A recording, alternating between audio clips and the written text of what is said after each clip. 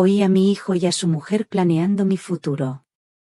Creían que dormía. Hablaban de mi piso, de los 200.000 euros que valía, y de la residencia barata donde me abandonarían. El plan era perfecto. Pero no contaban con que mi teléfono, escondido en un rincón, grababa su traición. Estaban a punto de arrepentirse de cada una de sus crueles palabras. Antes de continuar, suscríbete al canal y cuéntanos desde dónde estás escuchando en los comentarios. Me llamo Elena. Tengo 68 años. Vivo en un pequeño piso en el barrio de Ruzafa, aquí en Valencia, el mismo piso donde vi crecer a mi hijo. Siempre pensé que con criar a un hijo y verlo hecho un hombre, ya no me quedaba nada por lo que pedirle a esta vida. Que mi trabajo estaba hecho. Pero entonces, un día, me di cuenta, de que hay cosas que, por mucho que las des, no siempre te son devueltas. Aquel día había empezado como cualquier otro. El sol de la tarde entraba tibio por la ventana de la salita, dibujando rectángulos de luz sobre las baldosas viejas. Yo estaba repasando los botones de una camisa de mi difunto marido, Mateo. Aún guardo algunas de sus cosas. Me dan paz. La paz se terminó con el sonido de la llave en la cerradura. No fue un sonido normal. Fue seco. Violento. Supe que era Javier, mi hijo. Supe, por el modo en que giró la llave, que el día se había torcido. Entró sin decir palabra. Yo no levanté la vista de la camisa. A veces, si no lo miraba, si me hacía muy pequeña en mi sillón, la tormenta pasaba de largo. Pero no ese día. Sus pasos eran pesados sobre el suelo. Sentí el frío de su presencia antes de que su sombra me cubriera por completo. Se detuvo frente a mí. Esperé. El silencio en esa casa se había vuelto denso, pegajoso. Se podía cortar con un cuchillo. «¿Has ido al banco?», dijo. No era una pregunta. Era una acusación. Su voz era grave, contenida. Peligrosa. Levanté la cabeza lentamente. Tenía en la mano un pequeño papel blanco. El recibo del cajero. Necesitaba algo de dinero, hijo. Para la compra. ¿Cuánto? Tragué saliva. El hilo se me escapó de los dedos. 50 euros.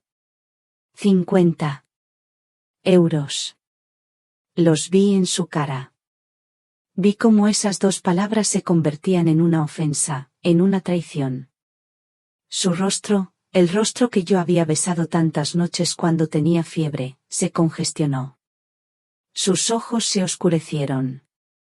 ¿Sin mi permiso? Siseo. ¿Te atreves a coger dinero de tu propia pensión sin mi permiso? Es mi dinero, Javier. No debí decirlo. En el momento en que las palabras salieron de mi boca, supe que había cometido un error terrible. Fue como echar una cerilla a un charco de gasolina. Tu dinero. Gritó. Y la tormenta estalló. No tienes nada. ¿Me oyes? Nada. Todo lo que tienes es porque yo te lo permito. Comes porque yo te dejo comer.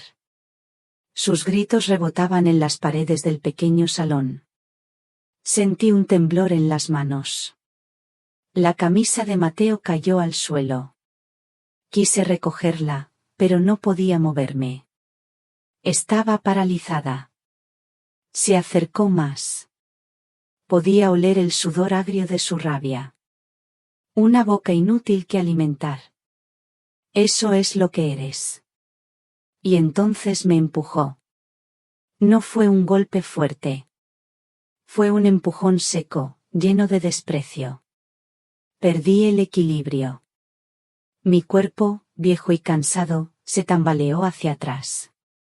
Choqué contra la mesita auxiliar que había junto al sillón. Oí un estallido. Un sonido agudo de cristal al romperse. Era el retrato de Mateo. Nuestro retrato de bodas. Caí al suelo, más por la sorpresa que por la fuerza. Mi cabeza golpeó contra el borde de madera de la mesa. El dolor fue una punzada, limpia y afilada. Me llevé la mano a la sien, instintivamente. Cuando la aparté, mis dedos estaban mojados. Rojos. Un calor húmedo empezó a bajar por mi mejilla. Sentí un sabor a hierro en la boca. A bilis. La habitación empezó a dar vueltas. El único sonido era el latido de mi propio corazón, un tambor desbocado en mi pecho. Javier estaba de pie sobre mí. Una sombra enorme y oscura. Su pecho subía y bajaba con furia. A través de la visión borrosa, vi su boca torcerse en una mueca de odio. Y entonces, pronunció las palabras. Las palabras que rompieron lo poco que quedaba dentro de mí. Tú mereces este dolor. Lo dijo. Que yo merecía ese dolor. En ese instante, algo dentro de mi pecho se detuvo. Fue una puntada. Fría. Aguda. Como una aguja de hielo clavándose directamente en mi corazón. Me quedé sin aire. Intenté inspirar, pero mis pulmones no respondían. El dolor en mi cabeza desapareció, reemplazado por una presión inmensa, aplastante, en el centro de mi ser. Mi corazón se había rendido. No aguantaba más. Levanté la vista una última vez. La figura de mi hijo se balanceaba, su voz se oía lejana, como si gritara bajo el agua. La luz de la ventana empezó a encogerse, a convertirse en un túnel oscuro. Intenté agarrarme a la alfombra. Mis dedos arañaron la tela áspera, buscando algo a lo que aferrarme. Algo que me impidiera resbalar. Pero ya no había nada. El latido en mis oídos se hizo violento, luego saltó un compás, luego se detuvo. Sentí el frío de las baldosas en mi mejilla. Y después, solo oscuridad. La oscuridad no era completa. Tenía jirones de luz, recuerdos cálidos que se negaban a desaparecer. El primer recuerdo que vino a mí no fue el de mi hijo gritando. No. Fue el olor a café recién hecho.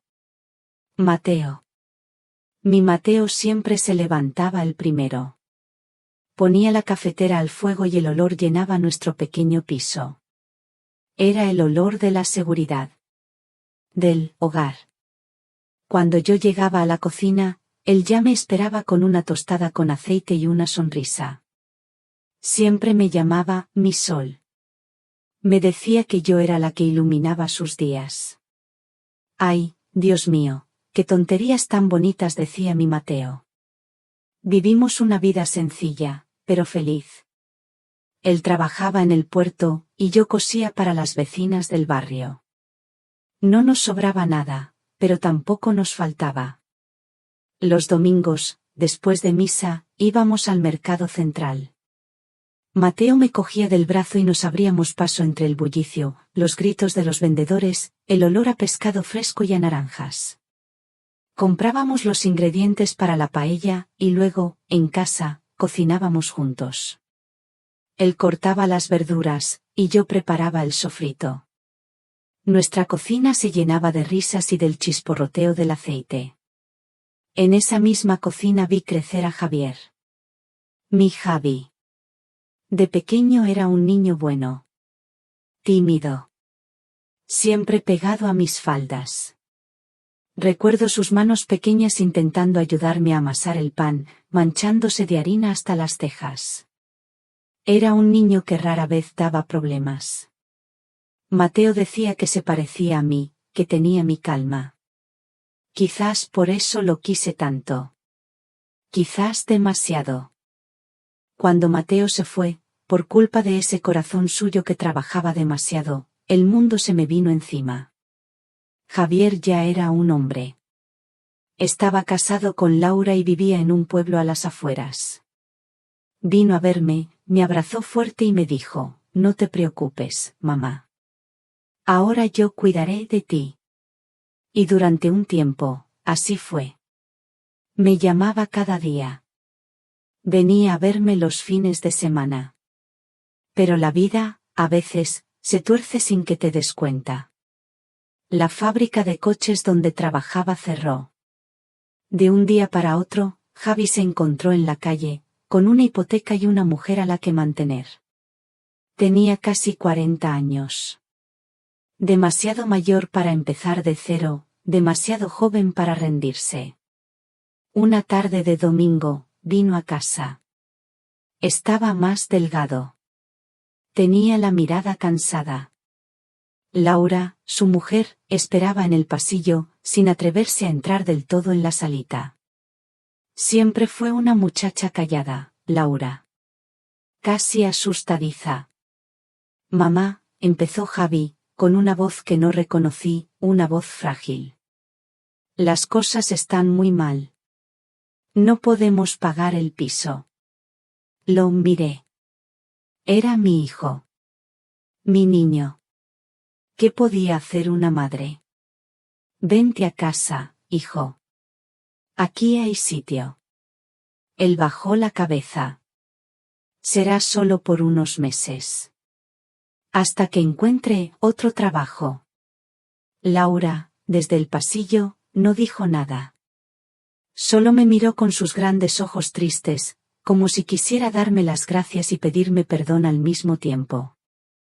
Y así fue como mi casa, mi refugio de silencio y recuerdos, volvió a llenarse de vida. Al principio, fue un consuelo. Ya no cenaba sola.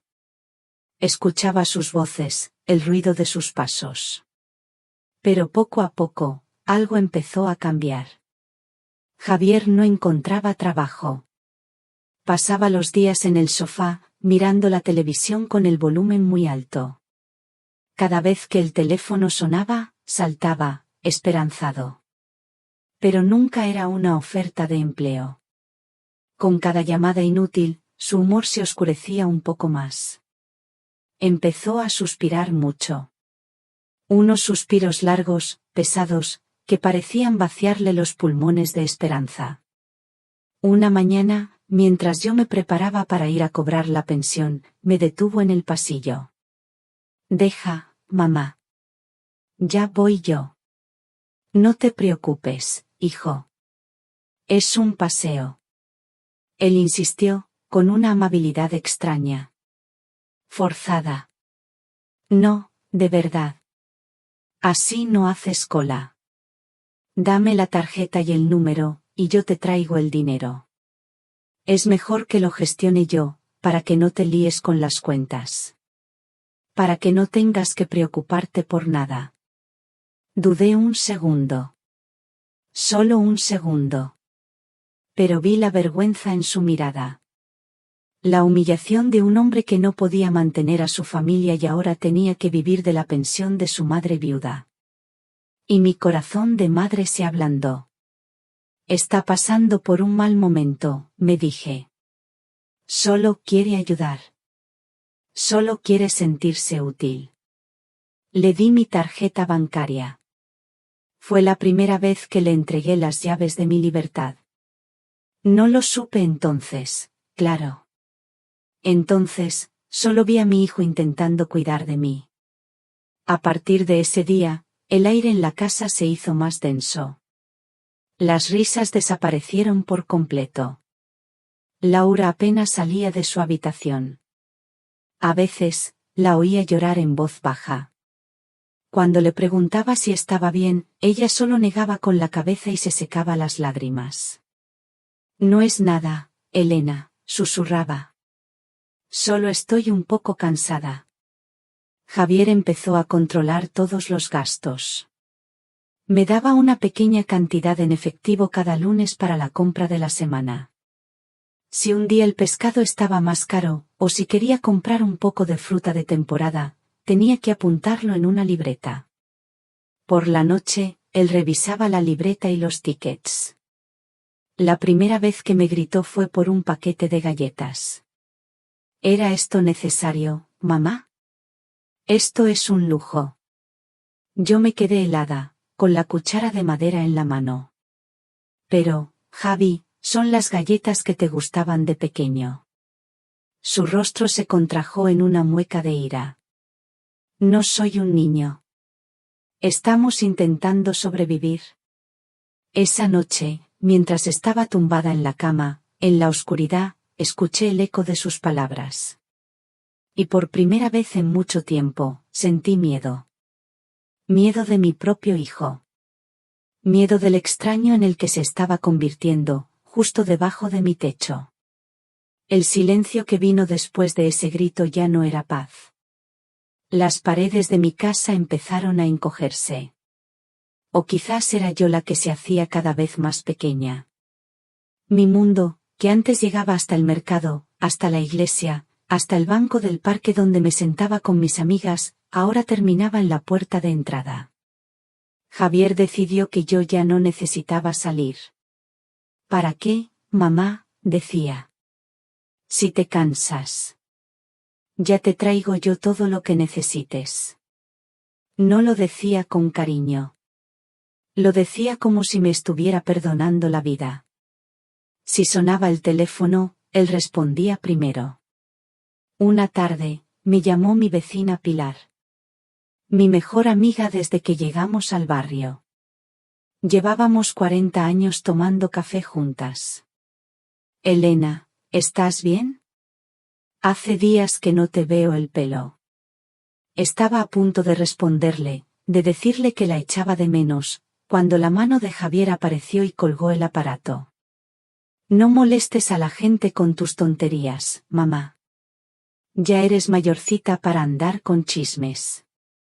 Me quedé con el auricular en la mano, escuchando el pitido monótono del silencio. Sentí una vergüenza terrible. Vergüenza de que Pilar hubiera escuchado la voz cortante de mi hijo. Vergüenza de mi propia debilidad. Al día siguiente, cuando me la encontré en el rellano, le mentí. Le dije que había estado con gripe. Ella me miró a los ojos, y supe que no me creía. Pero no dijo nada. A veces, la compasión duele más que la indiferencia. Mi vida se llenó de pequeñas humillaciones. Secretos vergonzosos. Comencé a esconder cosas. Unas monedas en un bote de azúcar. Un trozo de turrón en el fondo de mi armario de la ropa. Pequeños tesoros que me recordaban que todavía tenía una voluntad, por pequeña que fuera. Un día, mi nieta, la hija de mi sobrina, cumplía años. Quería tejerle una chaquetita de lana, como siempre hacía. Le pedí a Javier dinero para comprar los ovillos. Me miró como si le hubiera pedido la luna. ¿Lana? ¿Estás de broma? Su risa fue seca, cruel. No hay dinero para caprichos. Es un despilfarro. Pero, Javier, es para la niña. He dicho que no. Esa noche no pude dormir. Di vueltas en la cama, pensando en las manos de mi nieta sin el calor de mi lana. Me sentía una inútil. Una carga. Justo como él me hacía sentir cada día. Y entonces ocurrió algo. Algo que lo cambió todo. Yo tengo un teléfono móvil muy viejo. Uno de esos antiguos, con teclas. Mateo me lo compró hace años para que pudiera llamarle si me pasaba algo. Casi no lo usaba, pero lo guardaba en el cajón de la mesita de noche. Un día, me di cuenta de que mi memoria ya no era la de antes. Se me olvidaban las cosas. Así que se me ocurrió una idea. Usaría el teléfono para grabar la lista de la compra. Así, si se me olvidaba el papel, podía escuchar mi propia voz recordándome que tenía que comprar arroz o lentejas. Una mañana, antes de que Javier se levantara, fui a la cocina. Vi que en el bote de azúcar quedaban unas pocas monedas que había conseguido guardar. €5. Suficiente para un ovillo de lana rosa. Las cogí y las metí en el bolsillo de mi bata. Justo en ese momento, saqué el teléfono para grabar la lista. Apreté el botón rojo y empecé a susurrar: 1 kilo de patatas, media docena de huevos. De repente, oí sus pasos. Con el corazón en un puño, metí el teléfono en el bolsillo de la bata, encima de las monedas, y me giré. Él entró en la cocina. Me vio de pie junto al armario. Sus ojos se entrecerraron. Vio mi mano saliendo del bolsillo. ¿Qué escondes ahí? Nada, hijo. Se acercó a mí. Me agarró de la muñeca. Su fuerza me asustó. Me abrió la mano a la fuerza y vio las monedas. Su rostro se descompuso. Ladrona, masculló. Me estás robando en mi propia casa. Es mi dinero. Lo he ahorrado yo. Y entonces, empezó a gritar. Gritó que yo era una desagradecida. Una mentirosa. Que le estaba sangrando. Que se mataba a buscar trabajo para nada, porque yo lo despilfarraba a sus espaldas. Cada palabra era un golpe. Yo empecé a llorar. Le suplicaba que parara. Pero él no se detuvo. Siguió y siguió, su voz llenando la pequeña cocina con veneno, hasta que se cansó. Se fue dando un portazo. Me quedé sola, temblando, apoyada en la encimera. No fue hasta esa noche que me di cuenta. Estaba en mi cama, en la oscuridad, y me metí la mano en el bolsillo de la bata para sacar un pañuelo. Mis dedos tropezaron con el teléfono. Los saqué. La pequeña luz roja de grabación seguía parpadeando. Nunca lo había apagado. Con los dedos temblorosos, apreté el botón para detener la grabación. Y luego, el de reproducir. Y lo escuché todo. Primero, mi propia voz, un susurro frágil: 1 kilo de patatas. Y después, el horror. La voz de mi hijo. Distorsionada por la tela del bolsillo, pero inconfundible. Áspera. Cruel. Cada insulto, cada acusación. Y debajo de su voz, se oía otro sonido. Un sonido débil, ahogado. Eran mis sollozos. Era yo, suplicando. Me quedé helada. Escuchar aquello era 1000 veces peor que haberlo vivido. Porque al vivirlo, el miedo no te deja pensar. Pero al escucharlo, en el silencio de la noche, no hay escapatoria. Solo la cruda y vergonzosa verdad. La verdad en que me había convertido.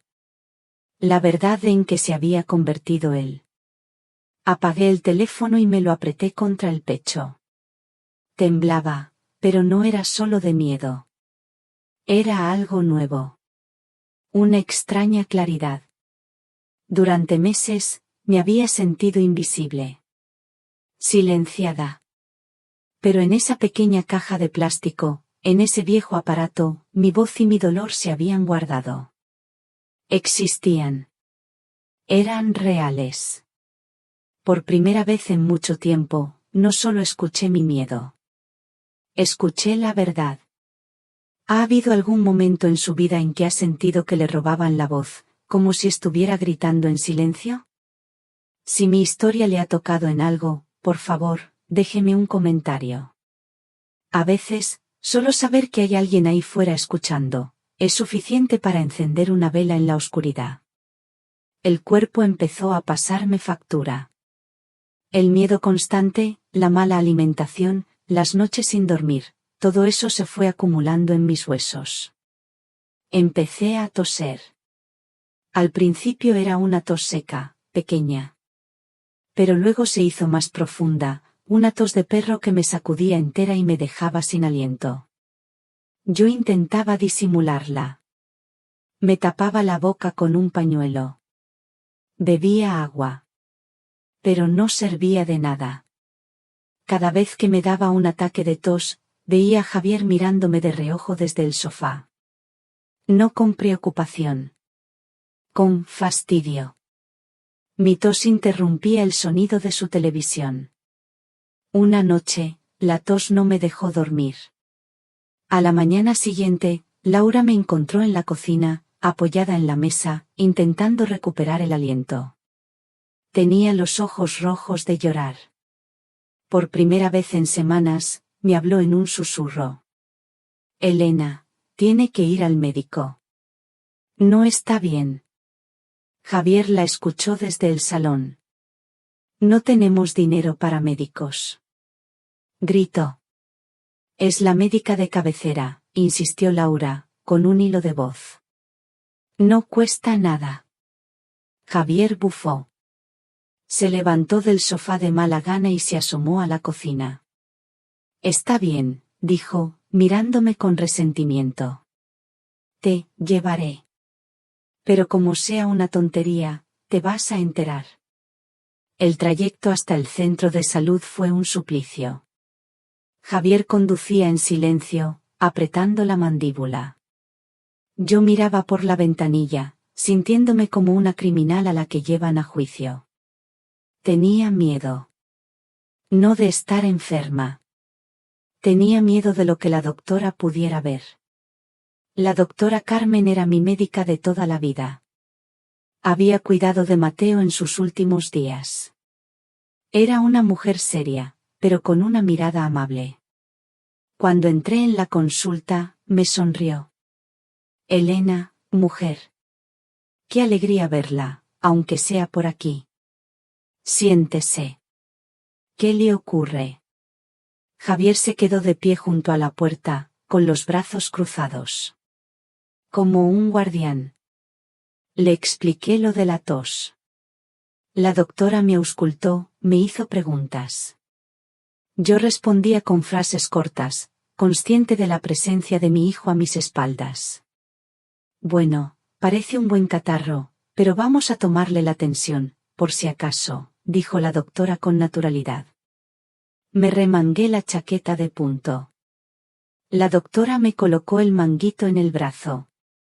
Mientras se inflaba, sus dedos, con mucha suavidad, subieron mi manga un poco más arriba. Solo un par de centímetros. Pero fue suficiente. Allí, en la piel blanca y delgada de mi antebrazo, había una mancha. Un moratón antiguo, de un color amarillento, verdoso. Era el recuerdo de la última vez que Javier me había agarrado con demasiada fuerza para quitarme el mando de la televisión. La doctora Carmen lo vio. No apartó la mirada. La mantuvo fija en la marca durante un segundo que se me hizo eterno. Luego, levantó los ojos y me miró directamente a los míos. Su voz no cambió. Siguió siendo profesional, tranquila. Pero su pregunta fue como una piedra lanzada a un pozo. Se cae usted mucho últimamente, ¿verdad, Elena? Mi corazón dio un vuelco. Miré de reojo a Javier. Seguía allí, impasible. No se había dado cuenta de nada. Sí, mentí, con la voz temblorosa. Es que ando muy torpe. La edad, ya sabe. La doctora no dijo nada más. Asintió lentamente. Terminó de tomarme la tensión y apuntó algo en mi ficha. La tensión está un poco alta. Le recetaré algo para la tos y unas pastillas para la tensión. Intente descansar y, sobre todo, evite los disgustos. Se levantó y fue a su mesa a escribir la receta. Javier se movió, impaciente, hacia la puerta. ¿Ya está? Un momento, por favor, dijo la doctora sin mirarle. Escribió la receta, la dobló y se acercó a mí. Me la puso en la mano. Y al hacerlo, noté que había algo más. Algo pequeño y rectangular, escondido dentro del papel doblado. Sus dedos rozaron los míos. Se inclinó un poco, como para decirme un secreto, y su voz fue un susurro que solo yo pude oír. Elena. Si alguna vez necesita hablar, de lo que sea, aquí estoy. Me quedé paralizada. No supe qué responder. Solo pude asentir, con los ojos llenos de lágrimas que luchaban por no salir. Ella me apretó la mano suavemente y se enderezó.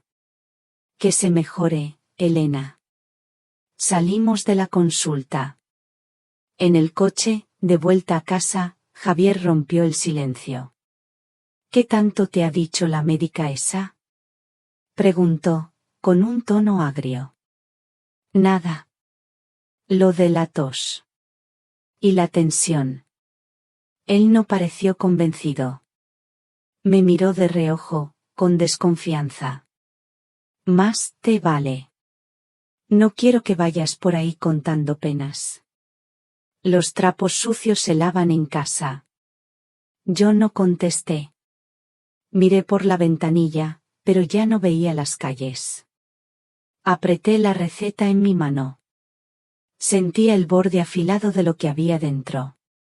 Una pequeña tarjeta. No estaba sola.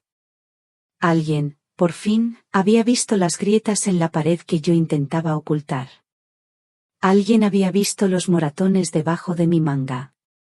Y por primera vez en mucho, mucho tiempo, una pequeña y temblorosa llama de esperanza se encendió en la oscuridad de mi pecho. Esa noche, no pude dormir. No por la tos, sino por el trozo de cartón que guardaba bajo la almohada. La tarjeta de la doctora Carmen. Era un ancla en medio de mi tormenta. Y junto a ella, en el cajón de la mesita de noche, estaba mi otra arma secreta. El teléfono viejo. Hasta ese momento, la grabación había sido un accidente. Un golpe de suerte amargo. Pero las palabras de la doctora, su mirada, me dieron una idea. Una idea terrible y peligrosa. Una idea que me hizo temblar de miedo, pero también de algo parecido al poder. ¿Y si ya no fuera un accidente? ¿Y si empezaba a grabar a propósito? A la mañana siguiente, mi decisión estaba tomada. Me levanté antes que nadie. Fui a la salita y cogí mi costurero. Era una caja de madera antigua, un regalo de bodas de mi madre. Olía a hilos, a tela vieja y a recuerdos. Dentro, entre bobinas de colores y alfileres, hice un pequeño hueco. Allí escondería el teléfono. El costurero era mi territorio. Un lugar sagrado que ni Javier ni Laura tocaban jamás. Solía tenerlo a mi lado en el sillón mientras cosía o veía la televisión. Sería el escondite perfecto.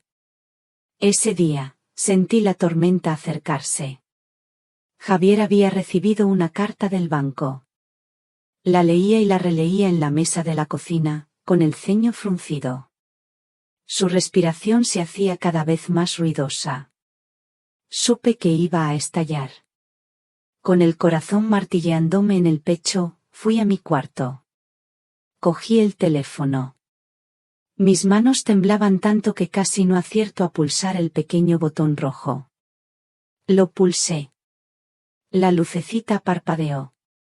Lo metí en el costurero, debajo de un montón de retales, y volví a la salita. Me senté en mi sillón. Coloqué el costurero en la mesita, a mi lado. Y esperé. No tardó mucho. Javier entró en la salita agitando la carta. Otra factura de vuelta. Rugió.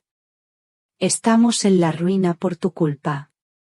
Pero, hijo, si yo no gasto nada. Tu pensión es una miseria. No da para nada. ¿Sabes lo que me han dicho en la entrevista de trabajo? Que soy demasiado viejo. Y mientras, tengo que aguantar a una vieja inútil que solo da gastos. Laura apareció en el umbral de la puerta. Pálida. Se quedó allí, sin moverse, como una estatua de sal. Yo no dije nada.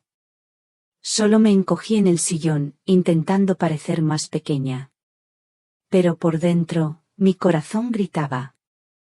Gritaba, graba. Graba todo. Te lo advierto, mamá. Continuó, acercándose a mí, con el dedo índice apuntando a mi cara. Como sigas causándome problemas, te juro que te meto en una residencia. La más barata que encuentre. Venderé este maldito piso y me quedaré con todo. ¿Me oyes? Con todo. Te quedarás sola y pudriéndote en una cama que apeste a orina. Las lágrimas me caían por las mejillas. Pero una parte de mí, una parte fría y nueva, estaba escuchando. Estaba registrando cada sílaba envenenada. Entonces, ocurrió lo que más temía.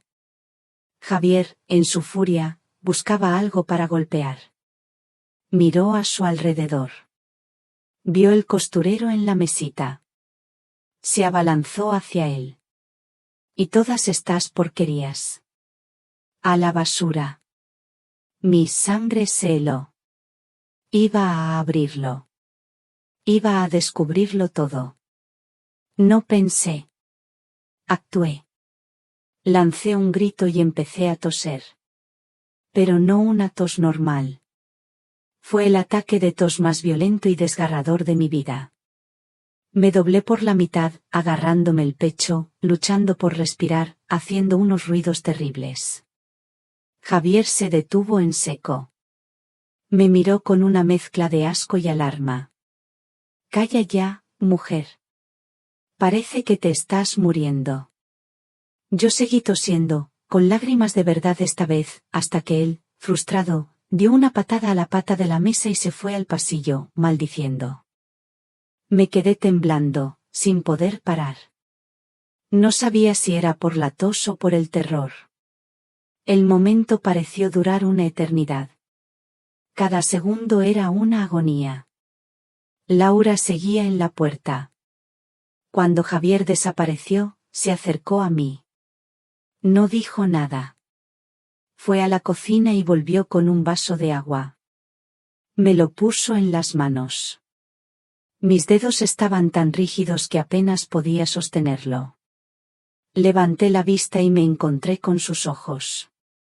Y en ellos vi algo que nunca había visto antes. No era solo miedo. Era compasión. Y vergüenza. Una vergüenza profunda. Sus ojos me estaban pidiendo perdón. Fue una conexión silenciosa. Un reconocimiento mutuo de que ambas éramos prisioneras en la misma cárcel. Ella volvió a su cuarto sin hacer ruido. Cuando por fin me quedé sola, esperé un largo rato. Escuché el sonido del televisor. Escuché los pasos de Javier por el pasillo. Cuando estuve segura, abrí el costurero con manos temblorosas.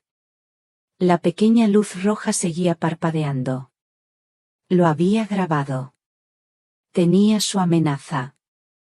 Tenía su crueldad guardada en esa pequeña caja de plástico. Apagué la grabación.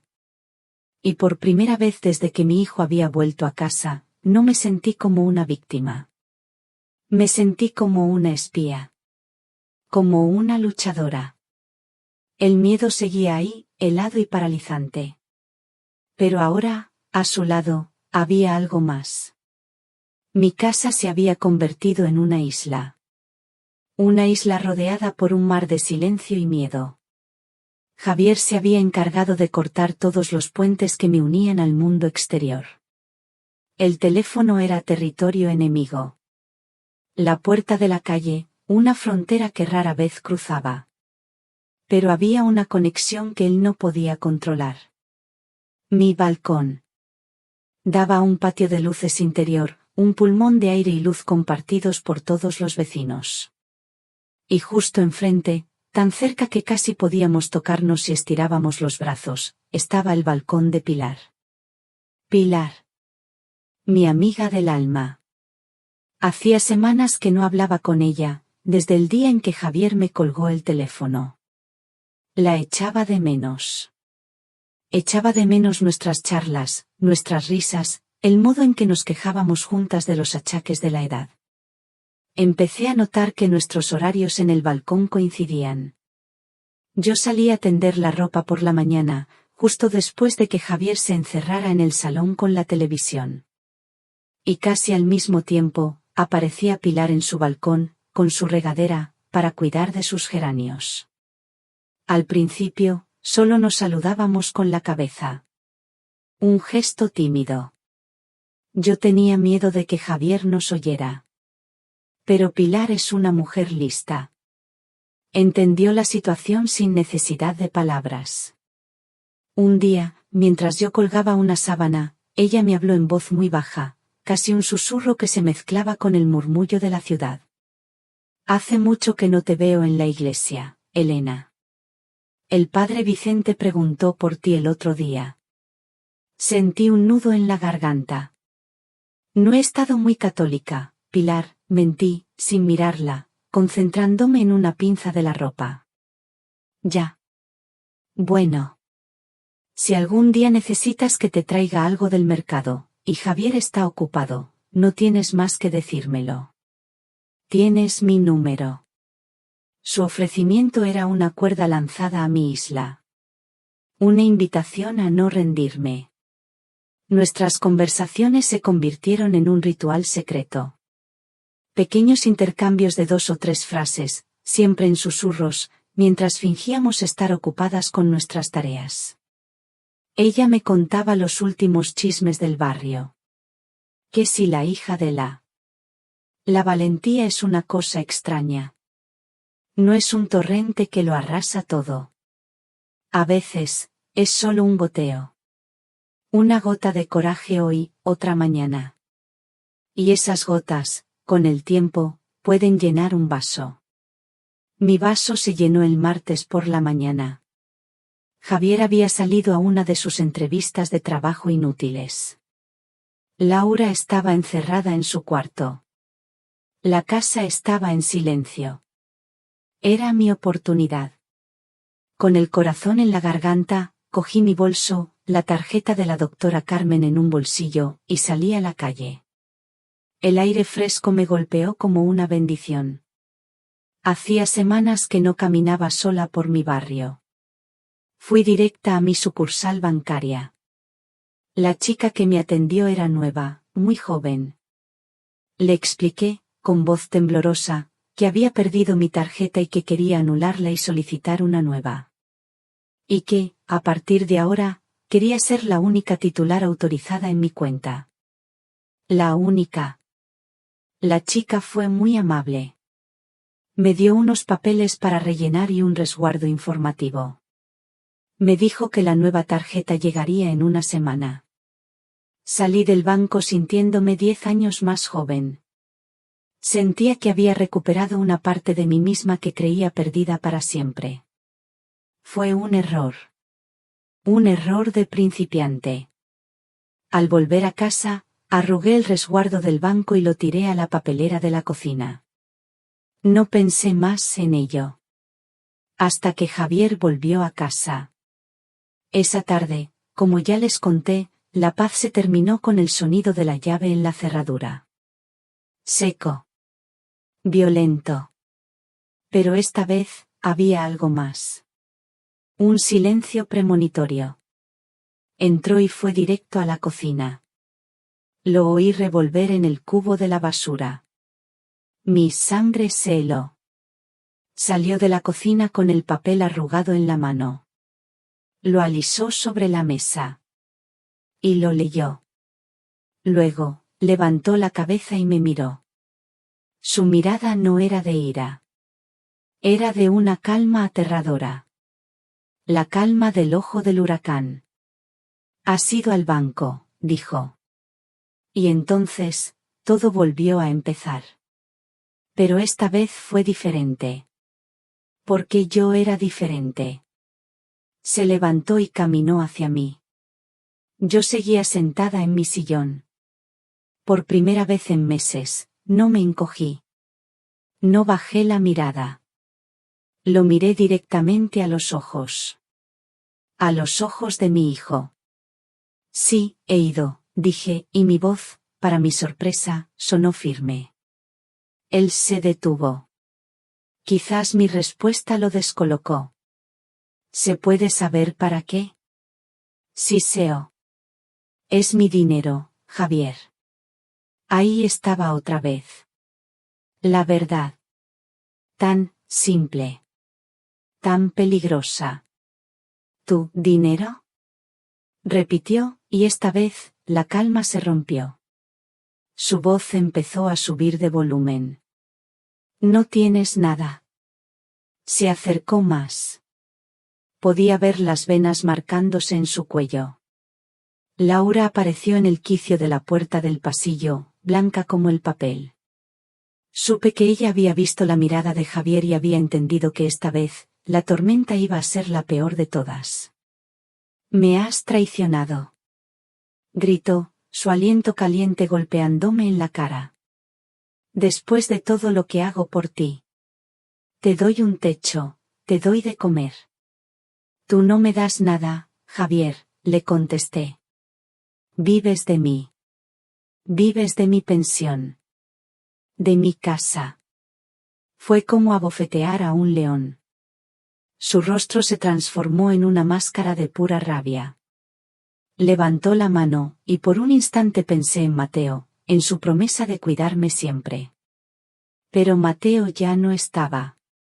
El golpe me dio de lleno en la mejilla. Un latigazo de dolor que me hizo ver estrellas. Mi cabeza se golpeó contra el respaldo del sillón. «Vieja desagradecida», rugió. Me agarró del brazo y me levantó del sillón con una fuerza brutal. Me zarandeó. Mi cuerpo era un muñeco de trapo en sus manos. «Voy a enseñarte a respetarme». Y entonces me empujó. Me empujó con toda su fuerza. Tropecé hacia atrás. Choqué contra la mesita auxiliar. El retrato de Mateo estalló en 1000 pedazos. Caí al suelo. Todo se volvió un torbellino de dolor y confusión. Lo vi levantar el pie. Sentí un golpe seco en las costillas que me robó el aire. Me acurruqué en el suelo, intentando proteger mi cabeza. «No te rindas», me decía una voz dentro de mí. «Pilar. La doctora Carmen. El teléfono. No dejes que todo sea en vano». A través de mis brazos, vi a Laura. Estaba paralizada por el terror, con su teléfono móvil en la mano. Nuestras miradas se cruzaron. En sus ojos vi su propia impotencia. Pero vi algo más. Una decisión. La vi apartar la vista y pulsar algo en su teléfono a toda prisa, escondiéndolo detrás de su cuerpo. Lo hizo en un segundo. Una llamada muda. Una llamada de auxilio sin voz. Javier seguía gritando. Se inclinó sobre mí. «Tú mereces este dolor». Y en ese instante, mientras el mundo se me venía encima, tuve un momento de claridad absoluta. Mi bolso. Había caído a mi lado. Dentro estaban las llaves de casa. Era mi única oportunidad. Mi única señal. Con un último esfuerzo, mientras él se enderezaba para volver a golpearme, alargué la mano, agarré el pesado manojo de llaves y, con toda la fuerza que me quedaba, lo lancé. Lo lancé hacia el balcón. Las llaves volaron por el aire en un arco plateado. Oí el sonido metálico y seco cuando golpearon contra las baldosas del balcón. Un sonido pequeño, casi insignificante en medio de los gritos. Pero para mí, fue el sonido más fuerte del mundo. Era mi SOS. Mi mensaje en una botella. Y justo después, llegó el dolor. No el dolor de los golpes. Otro dolor. Una puntada fría, afilada, en el centro de mi pecho. Una presión terrible, como si una mano invisible me estuviera estrujando el corazón. Me quedé sin aire. Mi visión se volvió borrosa. Mi cuerpo empezó a convulsionar. El corazón. Mi corazón, finalmente, dijo basta. El golpe de las llaves contra las baldosas del balcón. Ese fue el último sonido que escuché antes de que mi corazón pareciera romperse en pedazos.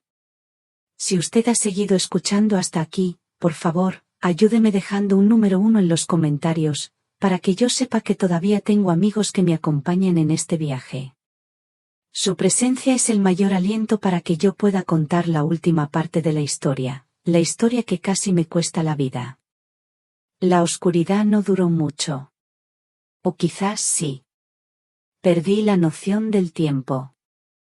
Volví a la consciencia por fragmentos, como si emergiera del fondo de un pozo muy hondo. Lo primero que percibí fue una luz.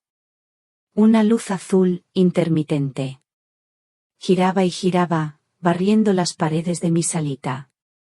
Pintaba destellos fríos sobre el techo, sobre los muebles volcados, sobre los cristales rotos del retrato de Mateo. Luego llegó el sonido. No era un sonido claro. Era un caos. Oía un zumbido agudo, lejano. Una sirena. Y más cerca, muchas voces. Voces de hombres, graves y autoritarias. Y el llanto. Un llanto histérico, ahogado. Era Laura. Intenté moverme, pero mi cuerpo no me respondía. Seguía en el suelo. El frío de las baldosas se había metido en mis huesos. Giré la cabeza 1 milímetro. Todo era borroso. Veía formas, siluetas que se movían a toda prisa por mi casa. Hombres de uniforme.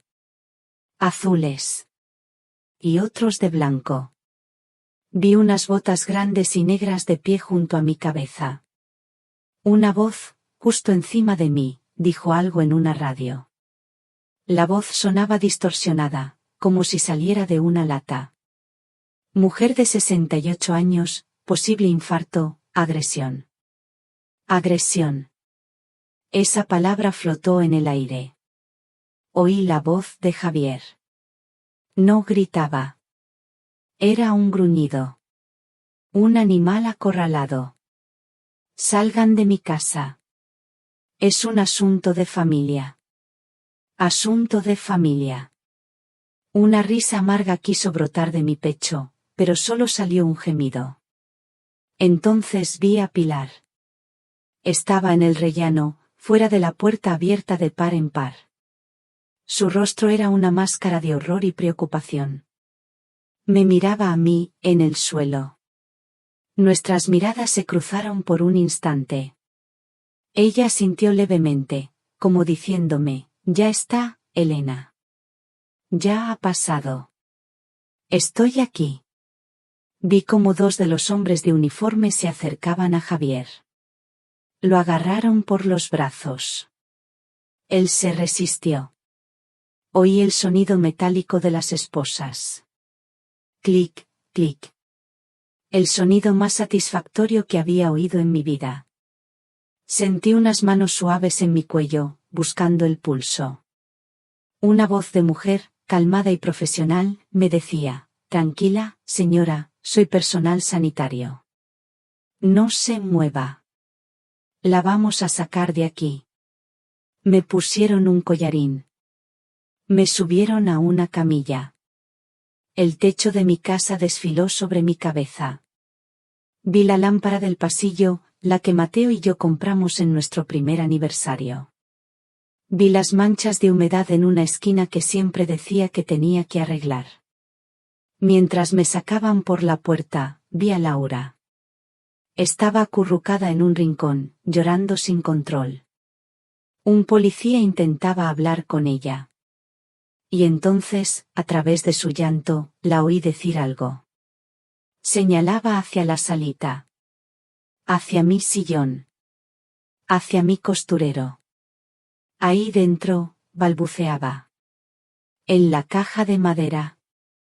El teléfono. Ahí dentro está la prueba. La prueba. Cerré los ojos. Una extraña sensación de paz me invadió. Lo había conseguido.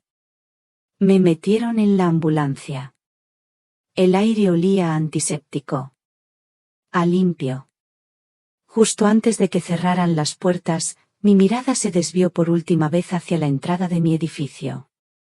Y lo vi. Vi a mi hijo. A Javier. Estaba de espaldas, con las manos esposadas. Un policía lo empujaba suavemente hacia un coche patrulla.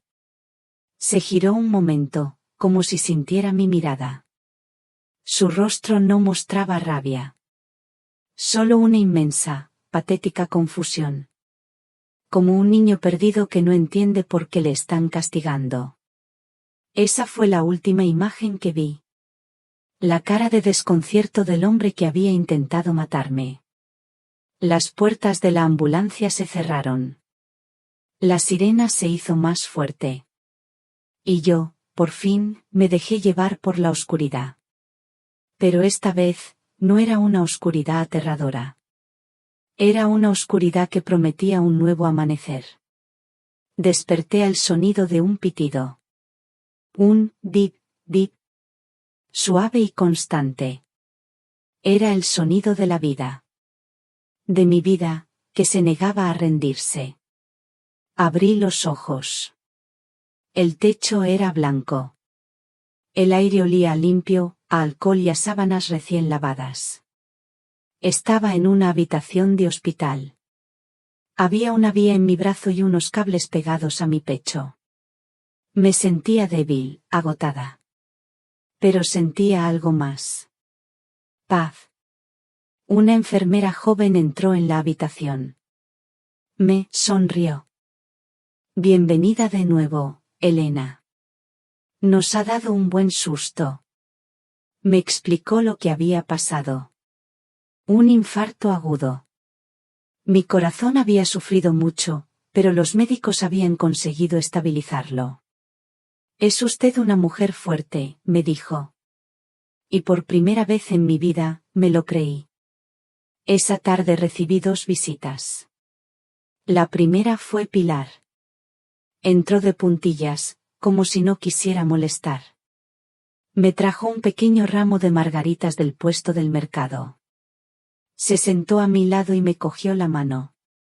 No dijo mucho. No hacía falta. Su presencia era suficiente.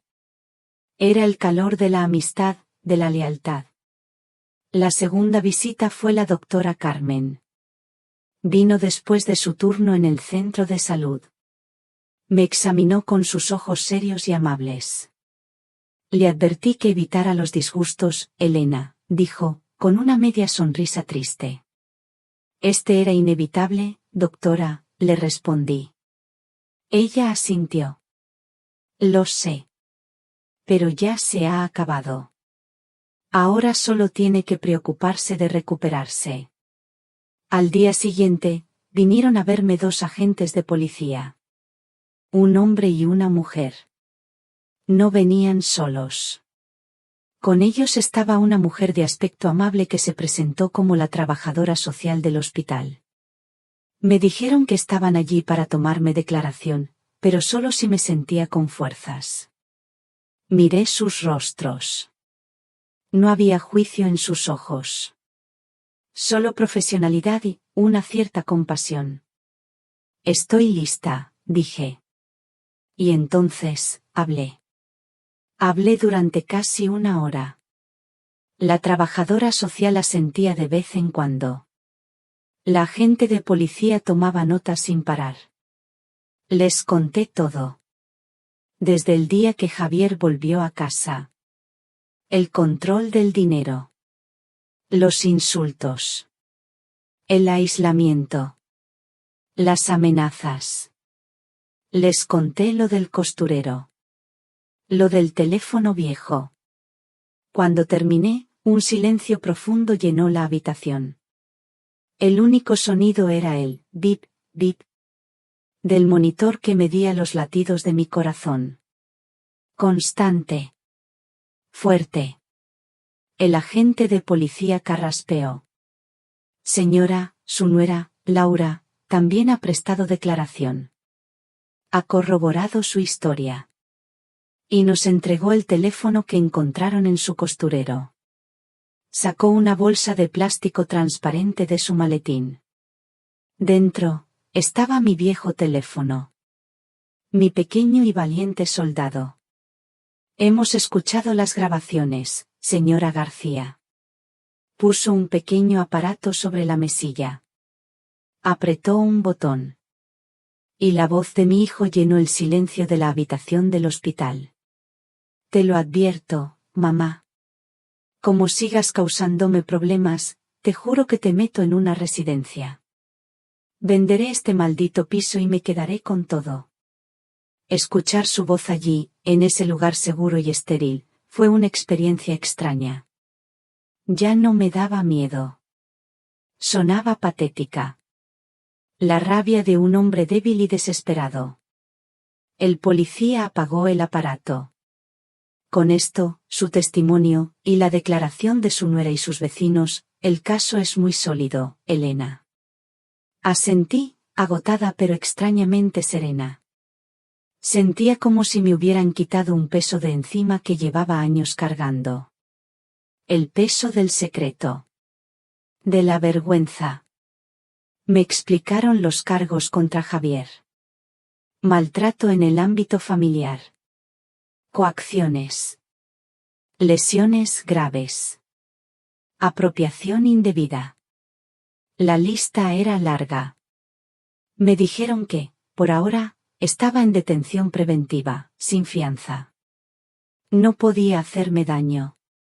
No podía volver a acercarse a mí. Cuando se fueron, me quedé sola, mirando por la ventana. El sol de la tarde bañaba la ciudad en una luz dorada. Pensé en Javier. No sentí odio. Ni siquiera rabia. Solo una tristeza inmensa y profunda. La tristeza por el niño que fue. Por el hombre en el que se había convertido. Laura vino a verme al día siguiente. Tenía los ojos hinchados y unas ojeras oscuras.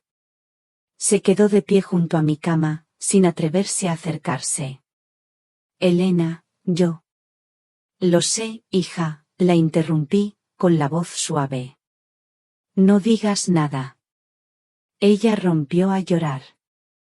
Un llanto silencioso, lleno de culpa. Tenía tanto miedo.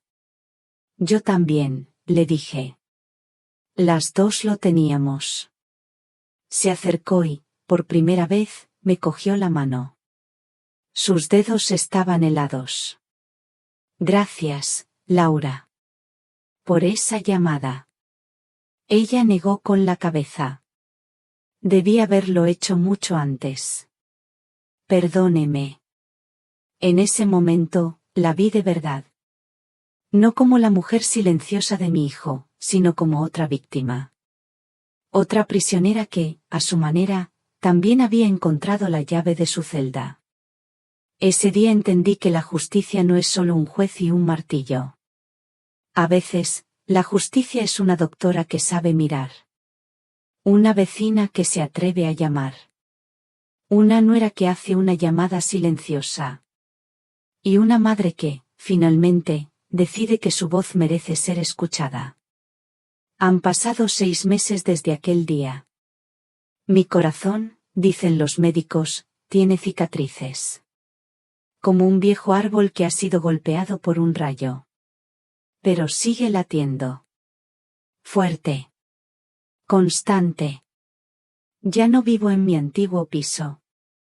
Vendí aquella casa llena de fantasmas y me mudé a un apartamento más pequeño, a solo 2 calles de la casa de Pilar. Es luminoso. Por las mañanas, el sol entra a raudales por la ventana del salón. El juicio fue hace 2 meses. No quise ir. No necesitaba ver a mi hijo sentado en el banquillo. La trabajadora social me dijo que no hacía falta. Las grabaciones, los testimonios, los informes médicos, todo habló por mí. A Javier lo sentenciaron a varios años de cárcel. Cuando me lo dijeron, no sentí alegría. Ni satisfacción. Solo una profunda y agotadora tristeza. La tristeza de una cosecha perdida. A Laura le dieron la libertad condicional. Tiene que asistir a terapia y a un programa de ayuda. A veces me llama por teléfono. Su voz es distinta. Más clara. Me cuenta que ha encontrado un pequeño trabajo en una tienda. Que está intentando rehacer su vida. Le deseo lo mejor. Las dos éramos prisioneras. Ahora, las dos somos libres. Con el tiempo, he aprendido algunas cosas. Cosas que solo se aprenden cuando has tocado fondo. He aprendido para los padres, para las madres como yo, que el amor por un hijo no debe significar nuestro propio sacrificio. Que amar no es aguantar. Que tenemos derecho a vivir nuestros últimos años con dignidad, con respeto, con paz. El nido se queda vacío para que los pájaros vuelen, no para que vuelvan y lo destruyan. He aprendido para los hijos, para los que ahora son el pilar de sus familias, que no olviden que sus padres fueron una vez gigantes que los protegieron de todas las tormentas. Cuando envejecemos, los papeles pueden invertirse, pero el respeto y el cariño no tienen fecha de caducidad. Cuidar no es controlar. Ayudar no es anular. Y he aprendido algo sobre el mundo en el que vivimos. En esta época de tanta prisa y tanta pantalla, la soledad puede ser la peor de las cárceles. Especialmente para los mayores. Nos volvemos invisibles detrás de nuestras ventanas. Pero esta historia me ha enseñado que una mirada atenta, una llamada de teléfono, una pregunta sincera, pueden ser la llave que abra los cerrojos más oxidados. La comunidad, los vecinos, los amigos, esa es la red que nos salva cuando estamos a punto de caer. Mi vida ahora es tranquila. Los martes por la tarde voy a un club de punto en el centro cívico.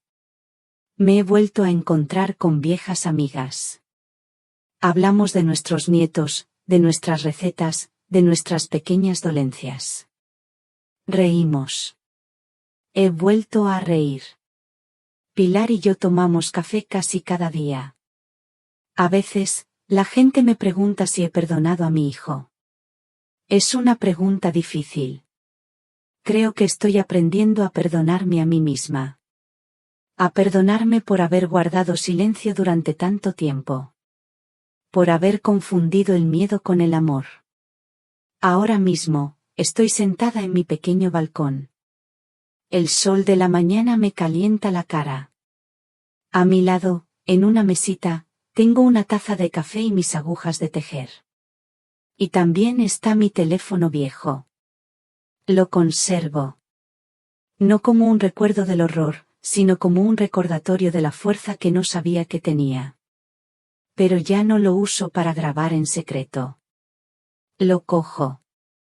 Busco un número en la agenda. Y pulso la tecla de llamar. Me llevo el teléfono a la oreja y sonrío mientras escucho el tono. ¿Pilar? Soy Elena. Oye, ¿qué día tan bonito hace hoy? Sí. He recuperado mi voz. Y con ella, he recuperado mi vida. La historia de Elena termina aquí. ¿Qué piensan ustedes de las decisiones que tomó? ¿Habrían hecho algo diferente en su lugar? Por favor, compartan sus reflexiones en los comentarios. Les aseguro que leo cada una de sus palabras.